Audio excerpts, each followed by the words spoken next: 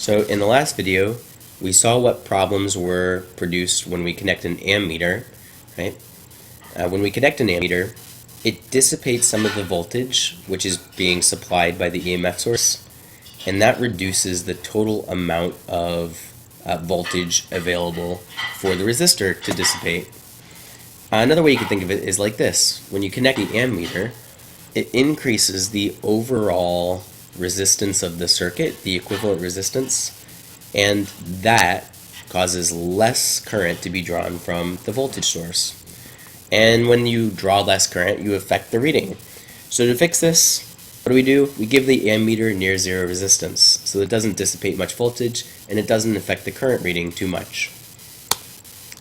What about voltmeters? Well, they're connected in parallel with the resistor, whose voltage they're trying to measure. And the problem with that is that when you connect a voltmeter in parallel, you now provide a second pathway for current to follow. And so now there's some current which is being stolen away from the resistor that we're trying to measure. And some of the current goes up the pathway toward the voltmeter, and some of the current goes back through the resistor. And that's problematic, because if you take too much current, then you could affect the reading of voltage, since V is equal to IR. So if you reduce the amount of current, right, then that could affect the amount of, that will affect the voltage drop. So, so that's the problem with voltmeters. So to fix this, what do? We give them a huge resistance. And the resistance of a voltmeter is about equal to infinity compared to the circuit resistance. So this way, when we give it this huge resistance, voltmeters don't steal very much current away from the resistor, whose voltage they're trying to measure. See, because when resistance goes to infinity, the current through the voltmeter goes to zero. And that's what we want. We don't want to steal much current away from the resistor, or from the circuit. So with these things, always, we try to measure these quantities without interfering with the circuit or affecting it or altering it too much. So here's a nice overview. An ideal ammeter measures current. It's connected in series to the thing it's measuring, and it has zero resistance. The ideal voltmeter measures the voltage. It's always connected in parallel to what it's measuring, and it has an infinite resistance. So here we go. Look, A1 is measuring the current through the resistor R1. You could have also put A1 over here, and it would measure the same current through the resistor R1. So the current comes out the long end, right? The long end stands for the higher potential, and it goes out toward the lower potential, and all of the current passes through A1, and then all of the current passes through R1. So whatever reading we get here is going to be equal to the total current through R1. And then it splits off and it passes through R2, and then the same amount which passes through R2 also passes through A2. So this ammeter gives us the reading of the current through the second resistor. Notice A1 also gives you a reading of the total current in the circuit, because it's also being connected in series with one of our terminals here. So the amount of current leaving the terminal is equal to the total current in the circuit, and that's what A1 is measuring, in addition to measuring the resistance, the current through the resistor R1. Okay, over here we have our voltmeters connected, and one last thing to say. When you connect an ammeter like this, it's almost, you can think about it like this. Imagine that you actually snip the wire, right? So you cut the wire right here, and then you attach one end of the cut wire to a clip on the ammeter, and you attach the other end of the cut wire to the other clip on the ammeter, so that you're actually physically breaking the wire and putting the ammeter in place to provide the continuous pathway. Okay, here are our voltmeters connected in parallel like that, and here this is measuring the voltage of resistor R1. This voltmeter is measuring the resistance of the voltage of the resistor R2. And look, I've even put a voltmeter across the terminals. So this is measuring the terminal voltage, or the voltage across the battery or the cell, or whatever our EMF source is. And so this terminal voltage, right? This terminal voltage will be less than the EMF, assuming that there is some non-negligible internal resistance. If the internal resistance is negligible, on the other hand, then the terminal voltage here will be equal to the EMF. Okay, we're now going to learn about electrical sensors, and these are fun things because they have really cool applications in everyday devices that we use. But an electrical sensor is basically just some electrical device whose electrical properties change with physical conditions. So the examples we're going to see are thermistors, which sound just like resistors, thermistors. There will be thermistors, these things called LDRs, which are just light sensors, and the last is strain gauges. So a thermistor is sensitive to temperature. So what this means is as the temperature increases, its resistance decreases. So those are going in the opposite directions, right? Which means if you decrease the temperature, the resistance increases. And the way this works is when it gets hotter, more charges flow. And there's a special kind of material which works in this way, and there's a really interesting field of material science. This clearly is opposite from what we expect with regular metal wires, right? What we learned with non-ohmic conductors is that when non-ohmic conductors heat up, the resistance increases because all of the metal atoms are vibrating more. So thermistors are the opposite. What they do is they allow for a decrease in resistance with increasing temperature.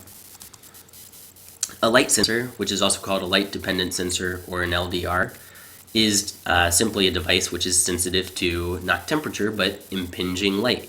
So the more light hitting the LDR, the less the resistance. And here's how it works. There are all of these electrons in the material of the LDR which are ready to be released. They're pretty free, almost free electrons, ready to be knocked out of their orbital. And so when light comes in and hits the LDR, it knocks those electrons free, causing more charges to flow. And that produces a more current, less resistance. A strain gauge is something which is sensitive to stretching or to strain. And basically, it's a thin wire that, when stretched, gets longer and narrower. So that means that we're increasing L and we're decreasing A. And according to the equation for resistance equals rho, the resistivity times L over A. According to that equation, when this thing gets stretched, this thin wire, when it gets stretched, its resistance increases. So we use sensors in a special way. We use them in something called a potential divider. And I'm just going to briefly show what the potential divider looks like, then we'll see how it works. Basically, every potential divider has this setup, and basically how it goes is there's some input voltage, like this, which we call Vn, and you could use this arrow to represent the difference between the two terminals, right? So the input voltage is the difference between, this terminal and this terminal, but since this is all wire here, there's no voltage drop in the wire, so this whole wire is at the same potential as this terminal, and this top wire is the same potential as this terminal. So if you were to connect a voltmeter right here, you'd be measuring the input voltage, the terminal voltage. So that's what these arrows represent. And then positive charges, or the positive charges, we say, flow out of the long end, right? The long end is representing the higher potential. They flow and they come down and they pass through R1 and they feel a voltage drop when that happens, right? So basically, they feel this voltage drop, and then over here you connect the circuit to some other device. That's what these holes represent. And if you were to connect a voltmeter where I've shown V out with the arrows, you would get some smaller output voltage, something which is smaller than Vn, since there's this drop across R1, right? So these two resistors divide the potential and cause V out to be less than Vn. That's why it's called a potential divider. And what this does is V out serves as some new supplied voltage for whatever device you connect at the circles here. Now you might think, what's the whole point of this? This is stupid because all you're doing is you're taking some voltage of maybe 10 volts and then you're making a smaller output of 8 volts. How is that helpful? That's wasteful. no useful function. Well, here's what's so clever. Vout, the value of Vout depends on R1 and R2. So if you take R1 and R2 and you replace them with sensors, right? Well, as the sensors adjust to the environmental conditions, their resistance adjusts. And that means that the output voltage adjusts. So the potential divider, this circuit, potential divider circuit, connects to some kind of switch or device that turns on whenever the output voltage reaches a certain threshold level. And in that way, potential dividers act like a power supply, which turns a device on only when specific events occur. So only when the sensors are responding to certain conditions. So we're going to see two examples. But first, before we do, we're going to see some equations which we need to understand before we can move on. So the supplied voltage, which is being supplied to the switch or the device or whatever is connected here, that output voltage is given by this equation. Okay? This is a very important, this is the voltage, the potential divider equation. It's in the data booklet and we will use it a lot.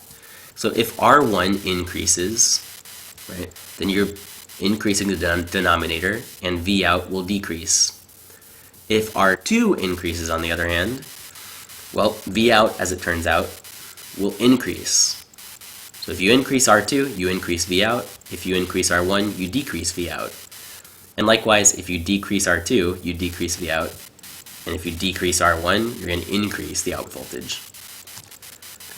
So let's see a fire alarm. A fire alarm is a voltage. It's got a potential divider. But R1 is replaced with a thermistor. Right? Mr. Thermistor, here he is, R1, Mr. Thermistor. And whenever the thermistor gets hot, its resistance decreases, right? That's what we learned about thermistors. So if R1 decreases, then Vout increases, okay? And if R1 keeps decreasing, if it gets hotter and hotter and hotter, then this gets smaller and smaller, the resistance gets smaller and smaller, and Vout gets higher and higher, and eventually, when it's hot enough, Vout gets so big that it triggers the electronic switch and the fire alarm goes off. So that's how a certain type of fire alarm works. Another example is an automatic nightlight. So instead of using R1 as our sensor, we replace R2 with the sensor. And you guessed it, R2 will be an LDR, a light-dependent resistor. So as light is shining on this thing, R2 is a pretty low value. There's low resistance. And whenever R2 is low, Vout is low. So if Vout is low, then the switch is off and the light is off. So whenever light is shining, okay, whenever light's hitting this thing, the night light is off. Now, as the light stops hitting the night light, okay, so if you have one of these things plugged into your bathroom and you turn off the bathroom light, then there will no longer be impinging light on R2, the LDR, and that increases the resistance of R2, which in turn increases the output voltage, and then that output voltage reaches the threshold level, it triggers the switch, and your night light goes on. So that's how these night lights work. When you flip the light switch, when you turn on the overhead light in your bathroom, okay, when you turn on that overhead light, there are all these rays coming in, and Vout gets really small. So the switch turns off, and the night light's not shining. But when you turn off your overhead light, then now there are no rays hitting the LDR, right? Its resistance increases, Vout increases, that triggers the electronic switch, and now your night light shines. So that's it for this unit. Here are some things we're going to practice in class, but these cover all of the main concepts that we need to know for topic 5.